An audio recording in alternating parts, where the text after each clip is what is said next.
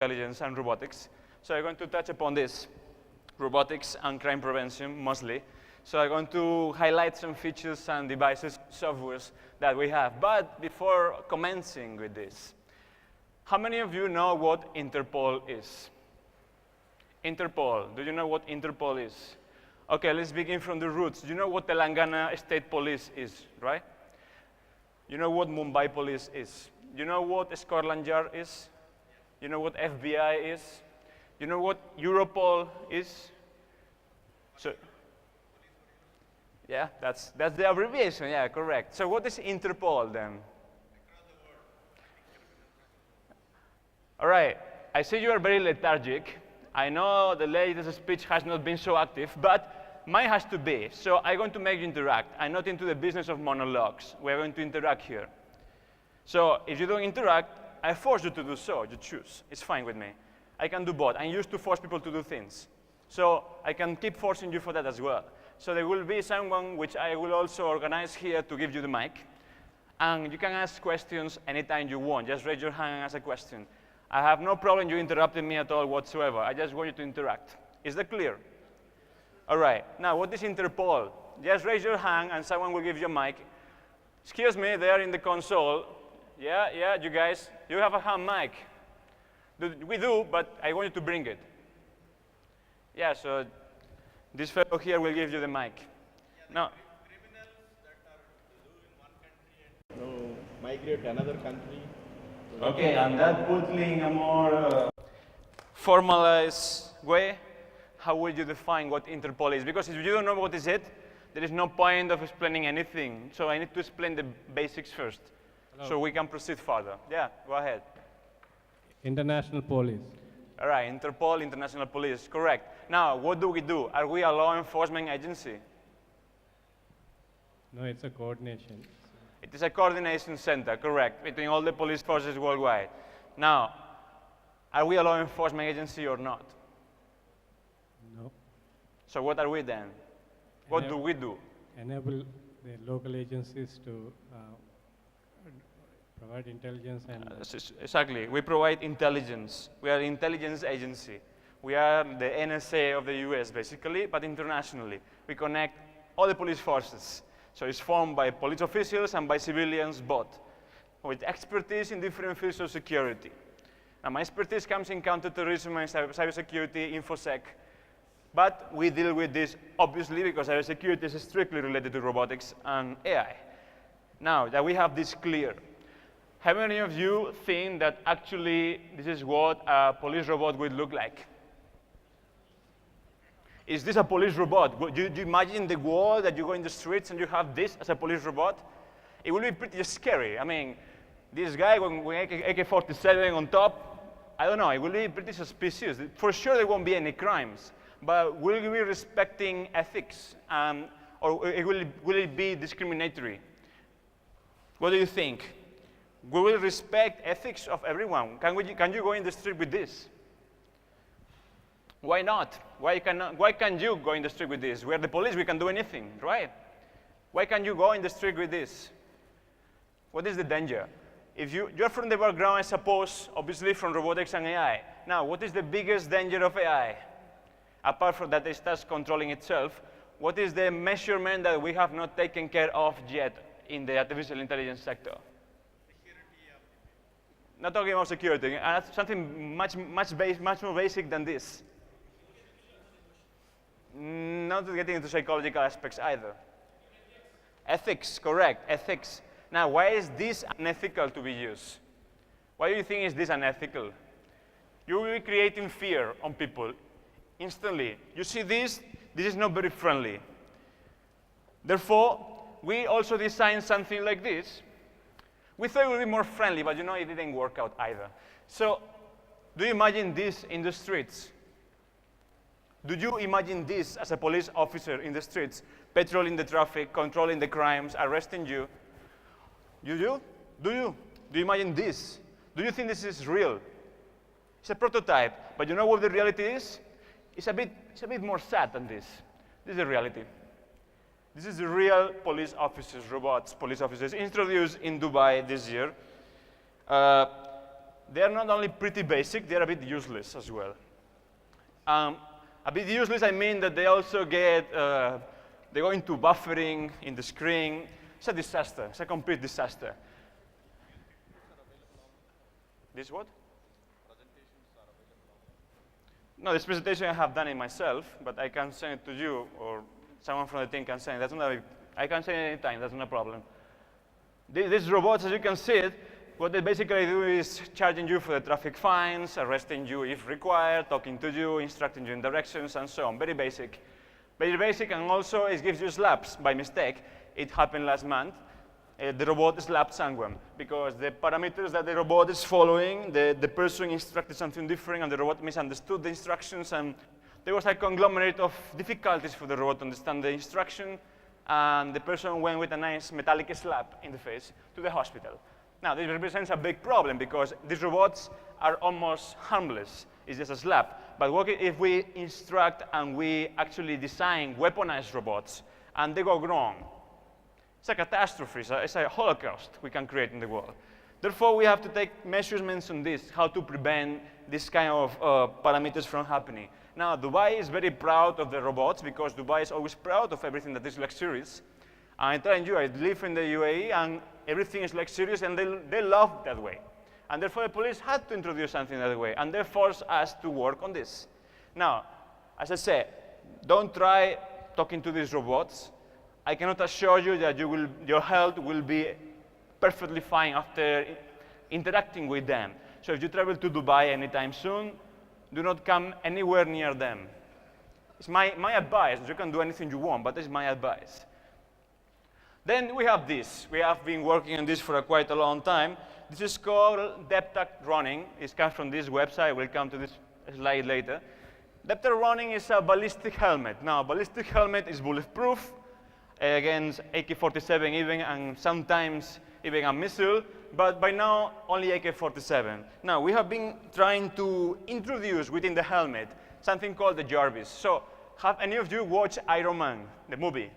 Did you watch Iron Man? I suppose if you like AI, you should have watched Iron Man, otherwise I don't know what you're doing here. But you have watched it. You remember how Robert Downey Jr. had the Jarvis, the automatic software that was designed on machine learning and was predicting different actions and measurements and so on.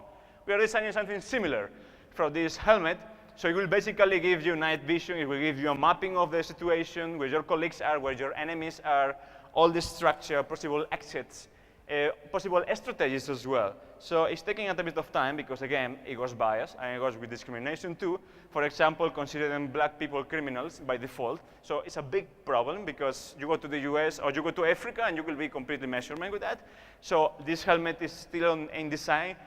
But the trials we have done, that you can see some images here, it has worked well. At least it's bulletproof, we can assure that. And the Jarvis is performing well when it comes to mapping. That's the only thing that it does well. So if you want to check the website of this company, it's a private company which is collaborating with us, which is called DepTech, and they produce different items from helmets to weapons to full body suits. So you can check the website and see what they have. They have quite a variety of things, and you can order them even if you want. Then, drones. How many of you are working with drones normally? Is any of you working with drones? No, none of you works with drones. Okay. Now, in Bangalore, in Delhi, and in Mumbai, they're going to introduce, the police is going to introduce automated drones designed on machine learning.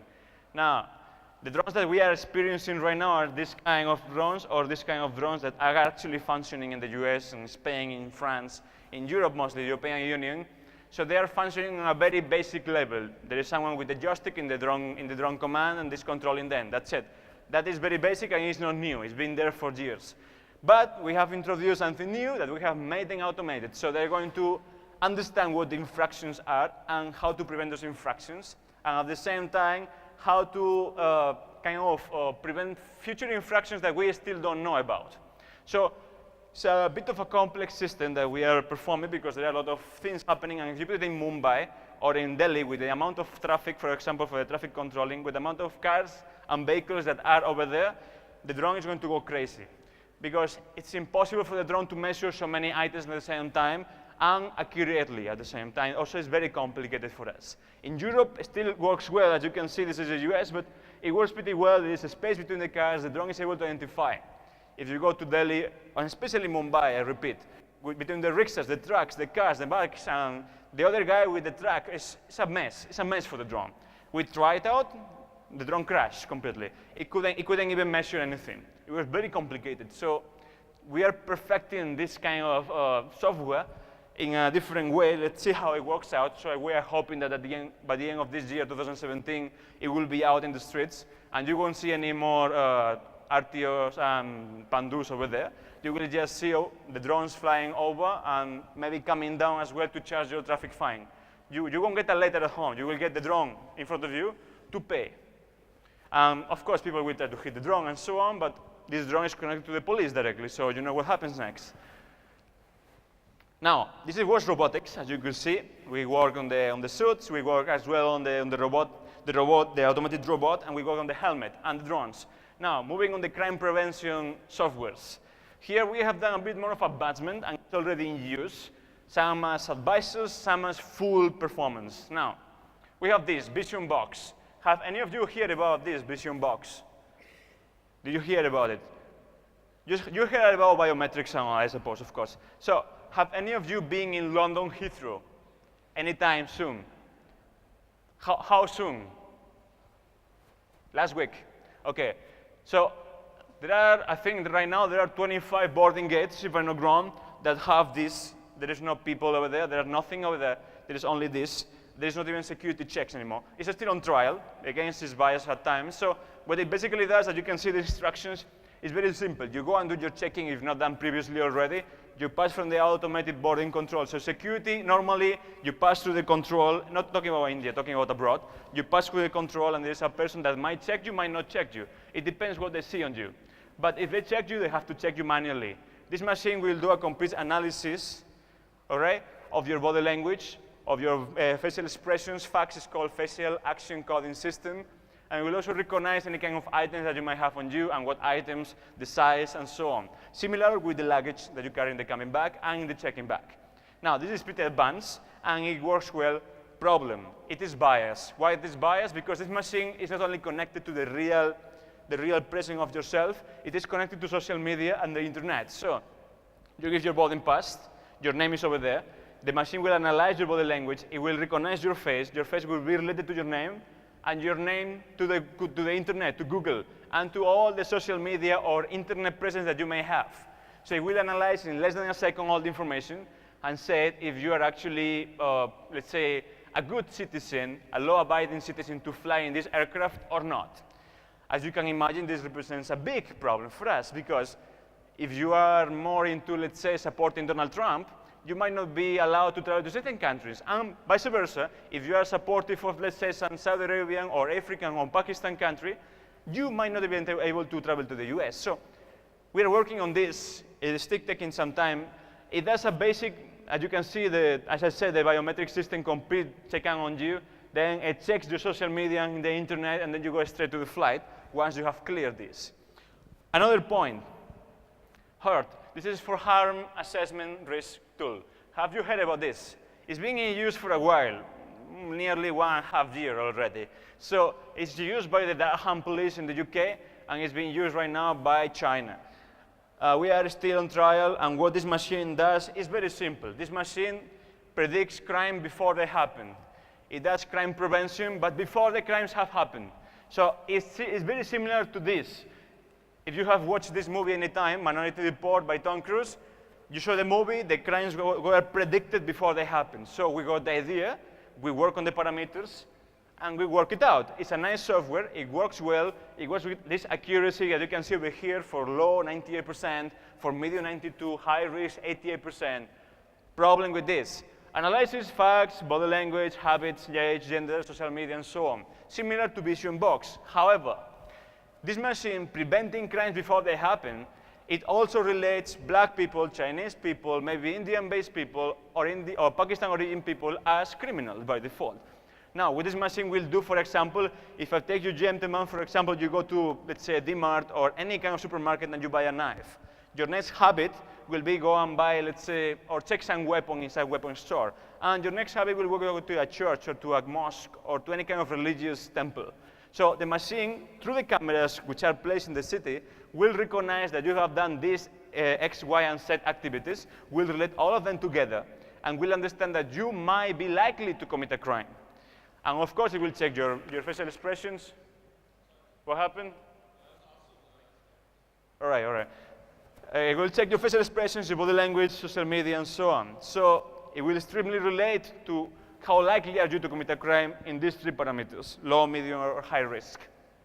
This might represent also as bias because black people are directly related to it. Chinese people are put into mafia and theft. The machine does that, not saying it. The machine has said that. And as well, people who join ISIS, Al-Qaeda, and different terrorist organizations, they are not, most of the times they are not showing out that they're going to join or they have any relation to the terrorist organization.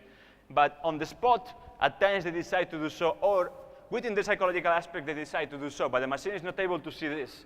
So there is a lot of restriction within the machine that we need to work upon a lot. So if any of you is within the software system and would like to work on this software and try out how it works and as well trying to perfect it, we can always discuss some terms and conditions, and because we need help for this, and it's very, we have outsourced help from Apple and from Google and so on, but still they have not done the job sufficiently good as we would have liked to. Then you have this, bodyguard. Have you heard about this? Bodyguard, home security. Now, this was designed for home security. Again, the same thing, biometrics, social media, your movements, and so on. So you have a house. You put this machine is more or less this size, maybe some 20 inches machine. Not very big. You put it in the wall. You can put up to 2 maybe in the house. You put one in the entrance of your house. So whenever you enter the house, the machine will recognize and will record your sounds, will recognize your face, will recognize your voice, will analyze everything on social media, what have you done during the day, will even welcome you home. So it will be somehow some kind of a Jarvis as well, but in a lesser scale. But this machine, again, goes biased because we want to put this machine in the streets. So this was designed as home security, very restricted space. When you are maybe 2, 3, 5 people, 6 people max, we have actually allotted the machine for, and you recognize everyone. So if a thief enters in your house, the machine will recognize that this person is not from the house, or this person is wearing a mask, and this person has opened the door in a different way than you do usually. It has not used a key, it has used some different sounds, so we will automatically call the police. But putting this in the streets represents a big problem. Why? In the house, it's restricted space, fine. 2, 3, 6 people can enter and can recognize who is different. But in the street, every day, everyone is different. Or most of the times, everyone is different. So we are trying it out now in corporates, MNCs most of the times, and not in India. We have tried in Singapore, and it's in trials as well in Germany. So in corporate buildings, and we have checked who enters, who doesn't enter, who is allowed to enter, what they have been doing yesterday. Again, many of you might think that this is a privacy breach, but tell me one thing. Can you prevent things from happening if you don't break someone's privacy? It is impossible for us. We have tried it out. We have worked out ethics. We have worked out privacy policies. But if we don't check what the person is doing, or what the person have done previously, or where they have been, what relation they have with this place or with this location, it is technically impossible for us to prevent something from happening to you. So that's how we analyze terrorist organizations. We do all the background check. That is complete breaking their privacy, but at this time, who cares? There is no other option. You want protection or you want privacy, you got to choose. There is not much to do on this. So we are working a middle term and see how we can work the ethics background. But this has a website as well, it's Bodyguard, you can Google it. You can even buy the device for your own house. It is available, but we are working on it for applying in the social sphere, in the streets. So it's a very innovative device. I tried it out, it worked well. I like the performance, but it has certain difficulties and certain limits that they need to be worked out as well. Then you have Valkyrie. Valkyrie is, again, something different. Valkyrie, basically what it does for us, you know that police officers need to connect dots, right? Do we need to connect dots? You know that for connecting a crime or a terrorist activity or any kind of murder or rape, we need to connect dots happening from different locations, background, and people. Now, this machine does not connect the dots for us. The machine gives us the dots to connect. So you have normally two screens. Here is a tablet, but normally you have two big screens happening there. So one screen you have the data, the other screen you have the location and the remaining data. So the machine in 0.712 seconds gives you the information that you need. For me and for any analyst, an intelligent analyst, it takes us up to 70 searches to get all the information, background, immigration, family, relations, work performance, everything. 70 searches, which was around 2 to 5 hours depending on the person. But this machine does it in 1 second, and it gives us the information. So we just need to connect the dots according to our preferences and according to the case. So it's really innovative for that matter, and really quick and effective, as well as genuine for the information they give you, because it's not biased information anymore. It's very accurate in the performance. So this machine has been developed by Middlesex University in London, and it's funded by the European Commission, so that's why they have so much money they can afford to build this kind of device. And that's why they could afford to hire people from Google and Apple as well to perform on this software. So just to conclude my point, because now you're going to ask questions, I suppose. If not, we'll interact. What we need to work upon, this is for you as well as for me, because you are in the sector of robotics and AI, all of you, as well as cybersecurity. Many of you I have spoken to before. So this is not only for us, this is also for you, because security is not a matter of concern to me or to law enforcement, it's a matter of concern to everyone. We are all here for security as well. We are actually thankful to be here today sitting, because we have security in the airports, and we have police and law enforcement and so on that use this kind of tools to prevent crimes from happening. Otherwise, we would have been victims of terrorism long back. So we need to work upon one thing first: privacy. Privacy, you have heard this word quite a lot in the recent 6 months. The government of India also launched, I think, it released something with privacy, right? Some policy or some bill. Am I wrong? It was this year itself, right? I don't live in India, so I don't know, but I read about it. So it was this year itself, 2-3 months ago, if I remember. Sorry? Yeah, Supreme Court launched, they released a bill or something of the sort, right? Yeah, the privacy is your right, or something of that sort, right? That sounds very good, no doubt. But then they ask you to link your other card to your bank account. That makes sense, makes a lot of sense. Actually makes no sense, because you are breaking your own privacy. So you want the privacy as your right, but then I break your privacy instantly. I'm not going to talk about politics, keeping in mind who we just had right now, but I have my own perspective and opinion on this matter as well. Biased AI. As we all know, AI is most of the times completely biased for certain parameters and for certain others as well. Maybe the race, maybe the gender, maybe the age. So if any of you is able to work this out and perfectionate this system and this correction that needs to be made, we'll be really thankful to you for this, because this is not something that we can correct, not something that anyone can correct, but only a community of people who know about AI, who can work on AI and are interested in AI, can actually prevent from happening. Yeah?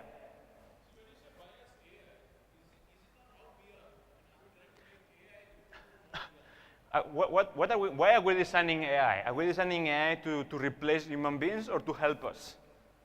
So why do I need biased help? I'm already biased myself, as you said.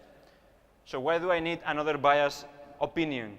I need an accurate opinion, objective opinion. I don't need subjective opinions. I need the notative meanings, not cognitive meanings.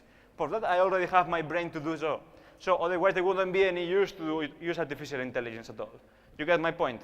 I need something accurate. So at least I can say, okay, I'm wrong, okay, I'm right, okay, I have an external opinion to compare to.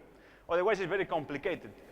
And if you put the previous devices of software I showed you earlier in Africa, and the machine understands that black people equal to criminal, or black people, or people with blonde hair and terror equal to terrorist, then how are you going to even send them to Saudi Arabia? You get my point? You need to work out upon these things, and it's not that easy, because we all think that it's just changing one parameter in the coding. It's not as simple. The machine needs to understand all the parameters combination that we have, and it's quite complex for that matter. Then you have discrimination, which is again biased. Discriminates completely. Again, women or men, the age group, things to work upon. Criteria revision, as you said, The machine is biased, correct. The machine cannot be biased, as I said, and you say the machine is biased because we are biased. Now, the machine needs to be objective because of what I just stated, but we need to supervise the machine. So the machine needs to have some supervision on top. I wouldn't advise to leave AI alone. Even Elon Musk came with that idea of leaving AI alone. Then he realized that, watch out, let's have someone to supervise the machine, otherwise it will go rogue. So I also encourage that the machine needs to be supervised, needs to have someone to look upon it. And mostly these softwares and these suits and the helmets I saw, it's very important that someone is checking out behind the scenes. Otherwise, it will represent a big threat. Not a help, but a big threat to us. And error prevention and accuracy, again related to privacy, bias, and discrimination. It is not accurate enough. We need 100% accuracy. This 98% is good, 95% is good. That is not good. That is not good anymore. We need 100%. Because for being biased and committing errors, we already have human beings. We don't need machines for that matter. So we need someone accurate on that. Any questions, clarifications you have, or any interaction you would like to have. Otherwise, I can ask someone, depending on your facial expressions. I spend a lot of time looking at these screens, so I have recognized everything. Anyone there? Are we restricting the evolution of the superintelligence by trying to control AI?